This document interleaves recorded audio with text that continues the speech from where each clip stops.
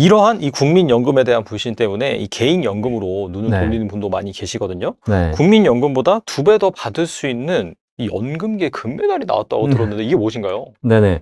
개인연금. 저는 이제 개인연금 컨설턴트입니다. 네. 국민연금도 상담을 하지만. 그러니까 사람들이 뭐냐면 제가 개인연금 팔아먹으려고 국민연금을 안 좋게 얘기한다. 뭐 이렇게 얘기하시는 분들 간혹 계시더라고요. 네. 자, 근데 어쩔 수 없어요. 우리나라는 5천만 국민을 모두 책임질 수 있는 그런 능력이 있는 국가가 아닙니다. 우리가 이제 뭐 유럽이라든가 아니면 저기 뭐 호주나 뉴질랜드 이런 데 가면 자연자원이 풍부해요. 아, 인간이 열심히 노동하지 않아도 맞아요. 자연자원만으로도 관광자원만으로도 충분히 국가가 돌아갑니다. 그러면 그 돈으로 예를 들면 뭐 땅은 우리나라보다 50배가 큰데 인구는 우리나라의 절반이야. 자연자원은 널렸어. 그러니까 뭐 여기 길거리에 가서 그냥 땅만 파도 자원이 나오니 이런 회사들, 국가들은 이제 복지제도가 훨씬 좋죠. 근데 대한민국은 자연자원 없죠. 관광자원 없죠. 네. 가지고 있는 거라고는 이제 인간, 노동력밖에 없는 거죠. 인적 자원을 활용해서 먹고 살아야 되기 때문에 결국은 국가가 이런 것만으로는 모든 5천만 국민의 노후 복지를 해결하기 쉽지 않은 구조예요. 어쩔 수 없이 우리나라는 구조상 공적연금, 국가가 해결해 줄 수 있는 부분이 점점 줄어들 수밖에 없습니다. 물론 이제 국가가 여러 가지 제도를 통해서 더 사회 복지층을 더 확대하려고 하지만 뭐 복지제도는 그냥 나오는 게 아니지 않습니까? 재원이 있어야 나오는 거잖아요. 그렇죠. 네. 그러면 어차피 세금을 더 많이 걷어야 되지 않습니까? 그 돈이 그 돈이에요. 네. 그러니까 뭐 결국은 세금 많이 내가지고 복지제도를 하겠지만 그렇게 해서 공적 어떤 복지제도를 더 많이 확보하겠지만 그것에 한계가 있다. 대한민국에 사는 이상 어쩔 수 없습니다. 대한민국은 각자 도생. 내 노후는 내가 준비해야 돼요. 그래서 제가 이제 그런 걸 생각하면서 결국은 그러면 국민연금도 우리가 많이 준비해야 되겠지만 결국은 한계가 있는 것이고 그러면 개인 스스로 준비할 수 있는 연금이 무엇이냐를 더 공부하기 시작했고 이걸 가지고 실제로 이 보험사들이라든가 이런 연금 만드는 회사들에게 건의도 많이 하고 있습니다. 좋은 상품을 만들어내라. 그래가지고 한 몇 년 전부터 꾸준하게 좋은 상품들이 나오고 있습니다. 네. 그리고 이제 제가 계속 홍보를 하고 이렇게 하니까 경쟁이 붙었어요. 경쟁이. 그죠? 네. 왜냐면 이제 사람들이 연금 상품에 대해서 관심이 많아지니까. 그래서 최근에 나온 연금들이 처음에는 이제 그 수익률이 달리 5% 최저 보증이 나왔다가 이게 6, 7, 8%까지 나왔어요. 8%의 달리를 연금 개시 전까지 확정적으로 보증해주는 이런 또 연금 상품 나와 있거든요. 자, 그러다 보니까 제가 연구를 해보니까 과거에 처음 상품이 나오기 시작했을 때는 이런 개인연금들이 나오기 시작했을 때는 국민연금에 비해서 아직은 모자랐어요. 그런데 이 개인연금 상품들이 점점점 상품성이 개선되면서 좋아지기 시작한 겁니다. 그죠? 근데 반면에 국민연금은 점점 보험료율이 인상되고 소득대체율이 낮아지고 이러면서 점점 안 좋아지기 시작하는 겁니다. 네. 자, 그러다 보니까 어느 순간 이것이 이제 데드크로스, 역전이 발생하는 거죠. 그래서 국민연금은 이제는 사실 나이 50대 이상이 계신 분들, 그 다음에 뭐 이런 분들에게는 국민연금을 1순위로 준비하셔라고 당연히 말씀드립니다만 30대, 20대가 오지 않습니까? 그럼 이 친구들에게 국민연금을 최소한으로 해라. 라고 하지만 국민연금에 목매달아라. 라고는 못하는 거예요, 이제. 그러면 방법이 뭡니까? 그러면 개인연금 준비해라. 네. 근데 개인연금 준비하는 것 중에서 연금저축이나 IRP 같이 우리가 세액공제 받는 연금, 계좌도 있고요. 그 다음에 비과세 연금보험도 있고, 이렇게 다양한 연금들이 있거든요. 이 중에서 이제 나에게 맞는 연금을 선택하는 것이죠. 자, 그럴 때 이렇게 좀 높은 수익이 나오는 연금들을 선택하시게 되면 일단 개인연금을 가입하시게 되면 연금저축 IRP는 세액공제가 가능하고 연말정산 시에 비과세 연금보험은 연금 탈 때 세금 없이 받을 수 있고 현재 이 개인연금 두 가지 다 건강보험료가 면제되고 있습니다. 그죠? 거기다가 수익까지 높아요. 이러다 보니까 여러 가지 면에서 봤을 때 국민연금은 종합과세되기 때문에 일정 금액 이상 받으면 세금도 내야 되지, 건강보험료도 부과되지, 그 다음에 수익은 점점 악화된다고 하지, 내는 건 더 많이 내라고 하지, 이런 문제들이 발생하고 있기 때문에 국민연금을 하지 말라는 것이 아니라 이제는 국민연금과 차세대 어떤 대안으로서 개인연금에 대한 고민을 좀 해보셔야 된다.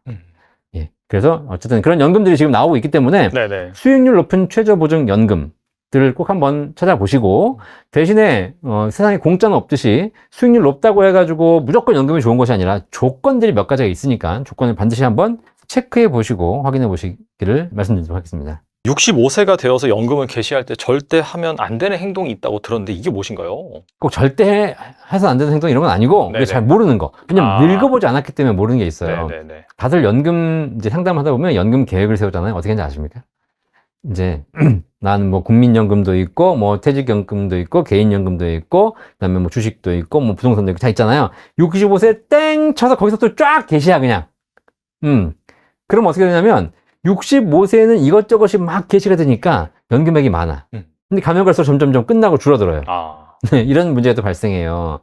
자, 그러면 우리가 65세가 되면 모든 게 종료되고 거기서부터 바로 연금이 시작되느냐? 이거 잘못된 겁니다. 65세에 일을 하고 있을 수도 있어요. 그리고 그 전부터 이미 소득이 없어가지고 연금이 필요할 수도 있습니다. 그죠? 그리고 65세에 내 통장에 국민연금도 있지만 퇴직금도 있을 거고 예적금도 있을 것이고 주식도 있을 것이고 부동산도 있을 것이고 다양한 자산이 있을 거 아닙니까? 네, 네. 그래서 우리가 연금에 대해서 고민하신다면 반드시 아셔야 될 게 뭐냐면 내가 연금 개시를 65세에 하겠다고 해가지고 65세에 모든 것이 시작되는 것이 아니라 그때부터 이제 하나씩 빼쓰기 시작한다 라는 걸 아셔야 돼요. 자, 그러면 이제 65세가 되면 모든 연금을 한 번에 개시하는 것이 아니라 그때 봐서 내가 연금이 5개가 있다. 그럼 뭐부터 뺐을 것인가를 보셔야 되는 겁니다. 그리고 연금이 있는데도 불구하고 내가 이미 예적금에도 이미 통장에 또한 몇천만 원 있다. 그러면 그때부터는 뭘 고민해야 되냐? 연금을 개시할 것인가? 예적금을 먼저 뺐을 것인가도 고민하셔야 돼요. 이게 무슨 얘기냐면 통장에 예적금이 있는데 이자는 2%밖에 안 돼. 그죠? 근데 국민연금은 지금 개시를 해야 돼요. 자, 그러면 국민연금은 1년 연기할 때마다 7.2%씩 연금액이 올라가거든요. 오늘 내가 개시하면 100만 원인데 내가 안 받고 1년을 기다리면 107만 2천 원을 평생 줘요. 그죠? 얼마 전에 어떤 분 만났더니 그분이 이제 연금을 국민연금 받고 계시더라고요. 통장으로 받는데요. 그래서 연금 받아서 뭐 하세요? 그랬더니 통장에 그냥 있대. 그럼 통장 이자 얼마예요? 그때 이자 없대. 뭐 한 2%? 그렇죠. 쓰지도 않을 돈. 받아가지고 저금리 통장에 넣어놓을 돈. 왜 받냐 이거지. 바로 얘기해 드렸어요. 그냥 가셔가지고 다시 연기하시라고. 가능하니까. 그러면 연기하면 국가가 1년 누출 때마다 7%의 수익률을 내드리는 효과가 나오는 것처럼 연금액이 올라가는데 이걸 굳이 필요도 없는데 받아가지고 2% 통장에 둘 거면 왜 받냐 이거지. 받아가지고 내가 10% 수익을 낼 거면 받는 거지만. 그죠? 아예 돈이 정말 필요하면 받아 쓰든가 아니면 받아서 더 높은 수익을 내든가 아니면 국민연금을 연기하든가 이렇게 하셔야 되는데 받아가지고 갖고만 있는 건 아무 의미가 없다. 그래서 실제 막상 65세가 되면 수많은 내 자산들을 풀어놓고 이 중에서 뭐부터 먼저 뺐을 것인가에 대한 전략적인 포트폴리오를 짜셔야 된다. 그 중에서 정답 하나 말씀드리면 수익률 낮은 거 먼저 빼쓰고 수익률 높은 거를 최대한 늦추는 것. 이것이 가장 합리적인 방법이죠. 주식도 똑같아요, 주식. 주식, 내가 주식 투자할 때 종목이 10종목이 있어. 수익 나는 종목이 있고 손실 나는 종목이 있잖아요. 맞아요. 그쵸? 자, 그럼 뭘 팔아야 돼요? 손실 나는 걸 팔아야 손실 나는 거 팔아야 되잖아. 근데 뭐부터 팔아, 다들? 수익 나는 것부터 팔잖아요. 그러니까 수익 나는 것만 팔아. 그럼 나중에 그렇게만 하게 되면 어떻게 돼? 내 통장에 전부 손실 나는 종목만 있는 거예요. 그럼 손실 나는 종목은 이유가 있잖아. 뭐가 문제가 있는 거고. 맞아요. 수익 나는 종목은 좋은 종목인데 왜 좋은 걸 파냐고. 좋은 건 놔두고 안 좋은 걸 팔아야지, 빨리. 연금도 똑같습니다. 이런 거 아주 사소한 것이지만 실제 연금 개시하게 되면 다들 고민하시게 될 내용인데 지금부터 미리 좀 알고 계실 필요가 있는 것이죠. 평범한 사람도 노후에 월 한 500만 원씩 꼬박꼬박 받을 수 있는 연금의 비결, 이거 대부분의 분들이 많이 관심을 갖고 계시더라고요. 네. 새로운 구독자분도 많이 생겨가지고 네. 다시 한번 좀 말씀해 주시면 네. 좋을 것 같습니다. 월 500만 원 평생 연금 만들기 네네. 라고 얘기하면 다들 뭐라고 하시냐면 지금 한 달에 500만 원 못 버는데 어떻게 노후에 500만 원씩 놀면서 평생 받냐, 이건 불가능한 거 아니냐, 응? 괜히 그냥 좀 과장된 거다 라고 얘기하시는 분들이 계신데 그렇지 않고요. 자, 그냥 얘기해 드릴게요. 자, 만약에 우리나라에서 그냥 흔하게 볼 수 있는 대기업 근로자들, 그죠? 이분들이 지금 베이비붐 세대들 퇴직하는데 국민연금 얼마 받는지 아세요? 몰라요. 네, 그냥 88년부터 꾸준하게 직장 생활 하셔가지고 30년간 직장 생활에서 퇴직하시는 분들이 국민연금 200만 원 받습니다. 많이 받네요. 네. 월 200만 원. 네. 평생 받아요. 자, 이분들이 직장 생활하면서 사고 안 치고 퇴직하시면 퇴직금이 적게는 1억, 많게는 2, 3억 받아 나옵니다. 그럼 퇴직금이 2억이면 그것도 100만 원씩 20년 이상 쓸 수 있습니다. 자, 그러면 지금 얘기 딴 거 안 하잖아요. 국민연금하고 퇴직금 내가 준비한 거예요? 네. 내가 준비한 거 아니에요. 국민연금 월급에서 띄워갖고요. 퇴직금 회사가 쌓아준 거예요. 나는 아무것도 하지 않았어요. 나는 내가 한 거라고는 애 교육시키고 집 사고, 뭐, 그냥 여행 다니고, 밥 먹고, 일하고, 이거밖에 없고, 그냥 회사 열심히 다니면서 국민연금하고 퇴직금 이거 부어놓은 거 있죠. 요 두 가지가 기본적으로 300이에요. 맞벌이 했어. 끝. 그러네.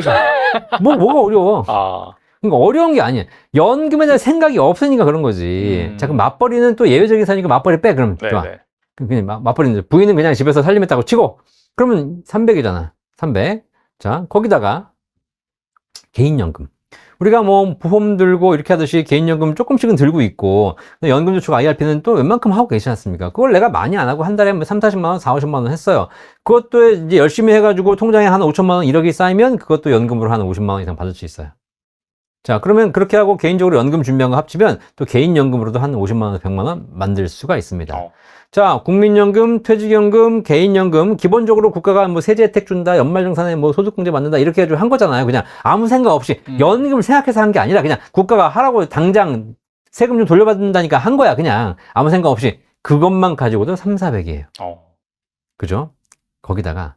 근데 이 중에서 내가 국민연금 별로 준비 안 해가지고 한 100만 원밖에 안 나오고요. 퇴직금도 거의 까먹었고요. 개인연금도 별로 없어. 이런 분들 계시잖아, 사실. 자, 이런 분들도 인생 살면서 딱 한 가지는 했어. 그게 뭐냐면 집은 마련한 거예요, 집. 노후에 집도 없다. 그럼 어쩔 수 없지, 사실. 뭐 중간에 뭐 사업이 실패해가지고 정말 어려운 상황에서 어쩔 수 없지만, 그냥 내가 집 한 채는 노후에 있어야 될 거 아닙니까? 그 집이 무슨 강남에 있는 뭐 30억짜리 아파트를 얘기하는 게 아니에요, 지금. 그냥 지방 어디든 관계없이 내가 한 3억짜리에서 한 5억짜리 안팎의 집이 한 채가 있다. 자, 그러면 70세에 주택연금 가입하게 되면 집값 시세로 1억당 월 30만 원 받아요. 3억이면 90만 원. 5억짜리 집이면 150만 원 그 집에 살면서 평생 받아요. 국민연금, 퇴직금, 개인연금, 주택연금 150만 원까지 해봐요. 다 돼요. 맞벌이 아직 생각도 안 했어. 여기다 곱하기 맞벌이야. 그럼 1000만 원에 1000만 원. 아시겠죠? 그러니까 내가 맨날 하는 게 그거야. 아, 이렇게 얘기하면 무슨 과장된 거 아니냐? 연금 박사 너나 지금 500만 원이 쉽지 뭐 딴 사람은 어렵지 않아? 이렇게 얘기하시는데 딱 하나예요.